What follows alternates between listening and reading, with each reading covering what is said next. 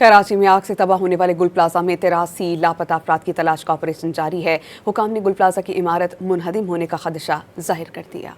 कराची में गुल प्लाजा की हौलनाक आग ने 26 अफराद की जिंदगियों के चिराग गुल कर दिए। 20 मैयतों की शनाख्त हो गई। 83 अफराद अब भी लापता हैं। लापता अफराद में खवातीन भी शामिल। लापता अफराद के लवाहिकीन को सिविल अस्पताल में डेटा और DNA सैंपल जमा कराने की हिदायत कर दी गई। लापता अफराद के लवाहिकीन हसरत और यास की तस्वीर बनकर अब भी किसी मौजज़े के मुंतज़िर हैं। आग से तबाह गुल प्लाजा की इमारत की छत से गाड़ियां उतारने का अमल जारी है। रेस्क्यू हुक्काम के मुताबिक अब तक 32 गाड़ियां नीचे उतारी गईं। इमारत में मौजूद चारों जनरेटर्स को भी निकाल लिया गया। मेयर कराची बैरिस्टर मुर्तजा वहाब रात गए गुल प्लाजा पहुंचे और रेस्क्यू ऑपरेशन की निगरानी की। मेयर कराची ने कहा कि तमाम लापता अफराद के मिलने तक रेस्क्यू ऑपरेशन जारी रहेगा। मुश्तरका कार्रवाई से आग पर मुकम्मल काबू पा लिया गया है। रेस्क्यू टीमें मलबा हटाने और बेसमेंट की क्लियरेंस में मसरूफ हैं। मुतासिरा खानदानों की हर मुमकिन मदद की जाएगी। गुल प्लाजा में आग मसनूई फूलों की दुकान से फैली और फिर फैलती चली गई। शोले भड़कने के कुछ देर बाद बनाई गई फुटेज भी सामने आ गई। दुकानों में धुआं भरने से कई अफराद को बाहर निकलने का मौका ही नहीं मिला।